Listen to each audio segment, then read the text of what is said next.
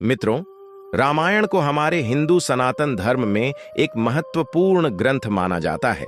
रामायण आज भी भगवान राम और रावण के बीच हुए युद्ध एवं मर्यादा पुरुषोत्तम भगवान श्री राम के आदर्शों की यादें ताजा कर देती हैं। ऐसे में जब रामायण के समय की कोई वस्तु हमें अब के समय में मिल जाती है तो हमें एक आश्चर्य भी होता है। परंतु अगर आपको कोई यह बोले कि लंकापति रावण, जी हां, वही रावण जिसका वध प्रभु श्री राम ने किया था, उसका पुष्पक विमान मिल गया है, तो आप क्या कहेंगे? आप कहेंगे कि क्या बेवकूफ वाली बात है ये। परंतु आज हम जिन सबूतों के साथ आपको रावण के पुष्पक विमान के बारे में बताने वाले हैं, उन्हें देखकर आपकी आंखें फटी रह जाएंगी।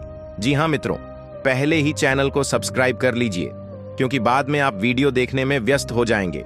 दरअसल मित्रों, यह तो सभी लोग जानते ही होंगे कि भगवान श्री राम ने रावण का वध किया था और लंका को विजय करके विभीषण को सौंप दिया था।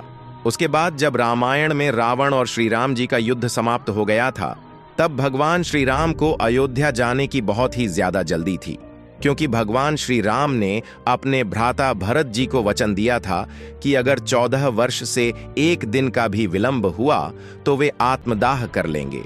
अगर भगवान श्री राम वहां से पैदल या फिर किसी रथ पर भी जाते तो विलंब होना ही था। तब राजा विभीषण ने उन्हें पुष्पक विमान की खासियत बताई और कहा कि यह विमान आपको पलक झपकाते ही अयोध्या नगरी में पहुंचा देगा और इसे आवश्यकता अनुसार छोटा या फिर बड़ा भी किया जा सकता है। रावण का यह पुष्पक विमान मन की गति से चलता था। कथाओं में पुष्पक विमान की आकृति मोर की तरह बताई जाती है। इसमें कई सारी सुविधाएं भी थीं। इसे छोटा या बड़ा भी किया जा सकता था। यह विमान सोने का बना हुआ था और कुछ विशेष मंत्रों से ही इसे चलाया जा सकता था।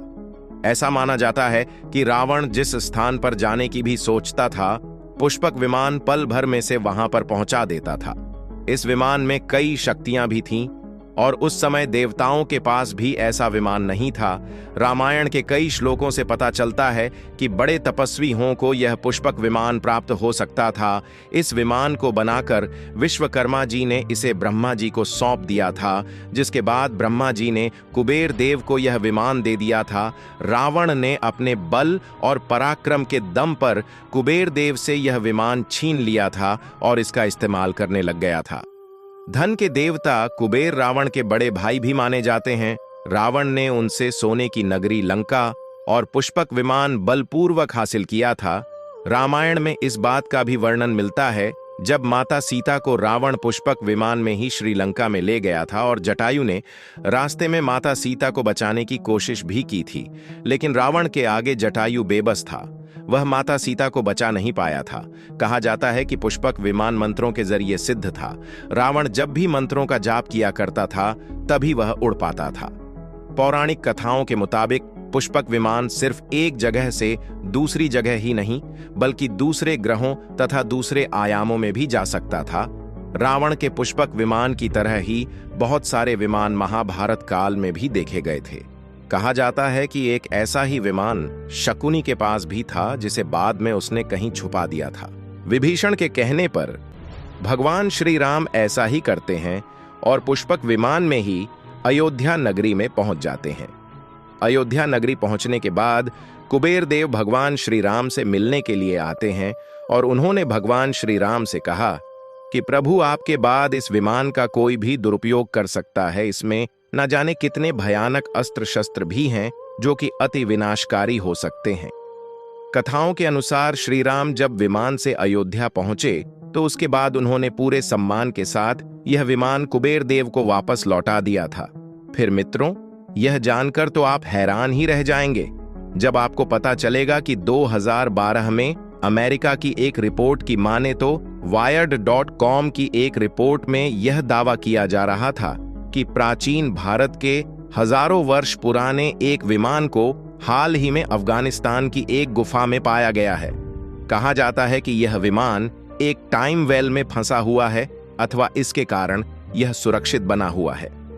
टाइम वेल एक इलेक्ट्रोमैग्नेटिक स्क्वैश से सुरक्षित ऐसा एरिया होता है जिसके पास कोई भी नहीं जा सकता है और इस कारण से इस विमान के पास जाने की चेष्टा करने वाला कोई भी व्यक्ति इसके प्रभाव के कारण ही अदृश्य और गायब हो सकता था।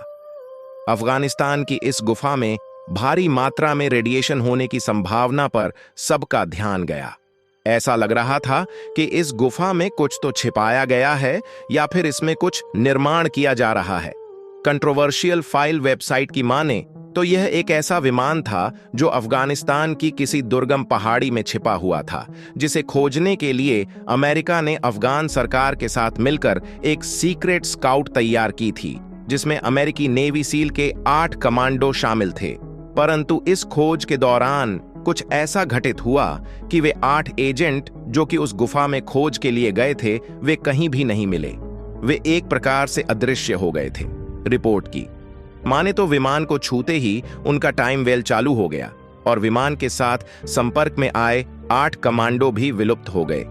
आज दुनिया भर में ऐसे तस्वीर, सबूत और उल्लेख मिलने के बावजूद भी एक पौराणिक विमान के यह अस्त्र शस्त्र क्यों नहीं मिलने चाहिए, इसे एक उदाहरण से समझते हैं। महाभारत युद्ध के पश्चात ही लोगों को झांत हुआ कि वे विमान जो कि महाभारत में इस्तेमाल किए गए थे, वे अस्त्र शस्त्र जो कि महाभारत में इस्तेमाल किए गए थे, वे कितने शक्तिशाली और खतरनाक थे। इस युद्ध के बाद उन अस्त्र शस्त्रों को या तो छुपा दिया गया था या फिर नष्ट कर दिया गया था और इसके उपयोग को प्रतिबंधित कर दिया गया था, जिसके चलते उनका निर्माण कभी हुआ ही नहीं और धीरे धीरे यह ज्ञान भी खत्म हो गया। इसलिए अब इनके हमें कहानियां और किस्से और कुछ तस्वीर ही देखने को मिलती हैं, जिनकी हम केवल कल्पना ही कर सकते हैं। तो मित्रों, आपका क्या कहना है रावण के इस पुष्पक विमान के बारे में और आपकी क्या राय है? क्या अफगानिस्तान में सच में ऐसा कोई पुष्पक विमान होने का दावा किया गया है, यह सच है या झूठ? आप अपनी राय कमेंट सेक्शन में लिखकर कर जा सकते हैं। साथ ही साथ इस वीडियो को एक लाइक और चैनल को सब्सक्राइब भी करें और अपने दोस्तों के साथ साझा भी करें।